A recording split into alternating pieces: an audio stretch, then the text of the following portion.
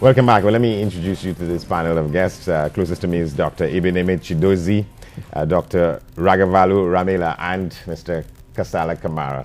And they are the persons talking about what I'd referred to earlier. The School of Business at the University of the Southern Caribbean hosts its third annual business development seminar. It's entitled The Strategic Intervention and the Significance of Domestic and Foreign Direct Investment for Growth and Development of the Economy, with specific reference to Trinidad and Tobago. Gentlemen, good morning. Good morning. Good morning. Good morning. All right, let's start with you, Mr. Kamara. We're still talking about the strategic intervention, significance of domestic and foreign direct investment for growth and development. Yes, I first would want to indicate that my involvement has to do with an invitation from the School of Business of the University of the Southern Caribbean. It is based on the research which I have done over the years that I was able to get this invitation. I am very interested in the leadership of the future, understanding those issues in the economy which are critical to our survival and development. And the whole question of investment has been one of the most important issues over the years. And when you sensitize students to these issues at the undergraduate level and even at the postgraduate level, what happens is that they have a better understanding of what are the issues involved in terms of the benefits, in terms of the costs, so that the decisions which are made will be decisions which would benefit the country. And the whole question of foreign direct investment and domestic investment, those are issues that definitely require very serious analysis and frequent, in my view, seminars and discussions. All right, there was should I say, a hidden agenda behind why I asked you the question, because I will come back to it, because there's a lot in which you said there. I suppose I could say it now and let me get some comments from these two esteemed gentlemen here and come back to you, because there's a debate about the question of the reliance in countries such as Trinidad and Tobago on this issue of foreign direct investment. But I'll come back to that. Yeah, no problem. On that. Dr. Ramella, let's just open with a remark as to what your involvement is in the seminar. Yes, good morning, Handy. This seminar, as I told you, this is the third annual seminar. If you see, last year we had a seminar on role of entrepreneurship in economic development. So this year also, we are going in the same line that we want to be part of nation building.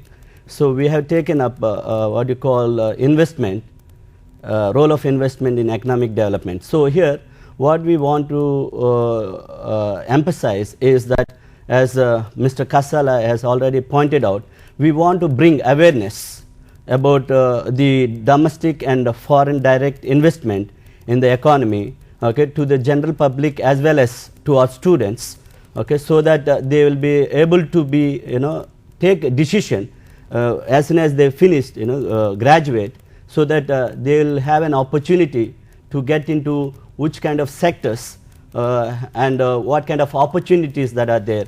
In that way, okay, because this is only an initial step to bring awareness about different types of sectors and where they can invest, what type of investment they can, go with it. Yeah, and Dr. Chidozie, let me phrase the question to you, looking for a similar kind of response. But yes. I was just only recently reading, there's a publication. Do you know the name Lloyd Best? I've heard of him. Yeah, yes. He's a famous Trinidad-born Caribbean economist and economic thinker who emphasized self-reliance. And there was a seminar held in his honor a couple of years ago before he died, and papers were published. One of the things he was saying in there is that he debunks the extent to which, I hope I'm getting it right, the extent to which countries such as these have been encouraged to rely more and more on this question of foreign direct investment. and that. So there's a debate on which this thing continues to be, or should be seen to be, of strategic importance to developments of countries such as these. Yeah, thank you, Mr. Andy. You see, according to what Dr. Ramella has just said, and we will need to understand, and that is what we want to initiate and to bring that awareness to students, that no man is an island entire of himself, according to John Donne, the poet. No man is an island entire of himself. Every man is a piece of the continent, a part of the man. And so that goes well with foreign direct investment when you're looking at it from the domestic perspective. And so we want to inculcate in our students the ability of seeing the results of what investment, direct investment, does to the economy, and also to help students to appreciate and be able to develop their abilities in being able to set up their own businesses when they leave school, and also to understand that foreign direct investment in the economy will help to boost their own, whatever their own abilities. See, as I said before, no nation will completely depend on itself. Yeah. And that is what foreign investment, direct investment does. And so our launching this seminar, it's in an attempt to help students to understand the initiatives maybe that the government does in order to boost investment.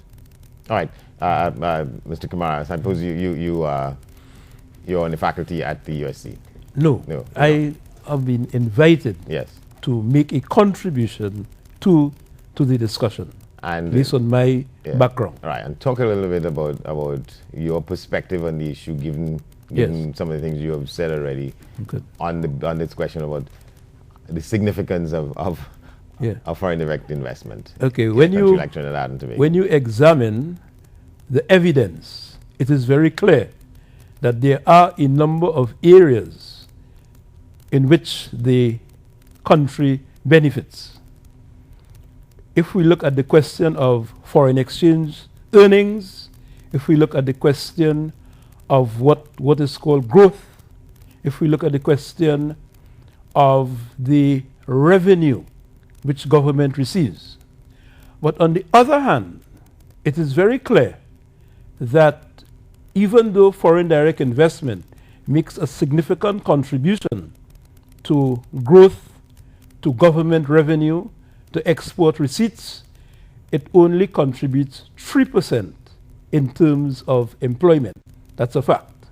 And in fact, the present government is cognizant of that limited contribution to employment, which is an important part of what we call development.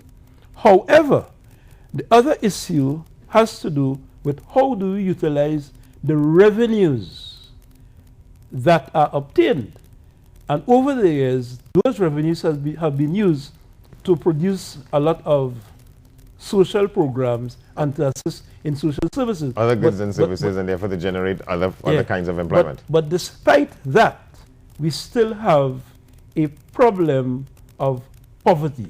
So the point I am making is that notwithstanding the FDI flows and domestic investment, we still are faced with a number of challenges. But we have to be cognizant that, in fact, a positive contribution has been made. All right, Dr. Ramella, let me let you have the last word on it. So the seminar opens on Sunday, the 25th of 2012. November. November 25th, 2012, from 9 a.m. So it's to 4 p.m. Yes, one day. And we are also inviting, we have guest of honor. We have the Honorable the Minister of Finance. Larry Hawaii, the Minister of Finance, who will be giving the opening address. And we also have Honorable Vasant Bharat, the Minister of Trade, Industry and Investment, who will be giving us the future address. And we also have 4 presenters who are expertise in their own areas, who will be presenting various papers in the presentation, in the seminar. All right, and you'll be speaking as well. I'll be speaking in Dr. the Chidozie? seminar too. All right. So you agree that there are pros and cons on the question? Yeah, that is it. In fact, what Mr. Kasala said, to help to understand the growth. Yeah. All right. I'm afraid we have to leave it. Gentlemen, thank you very much. More to come. Stay with us.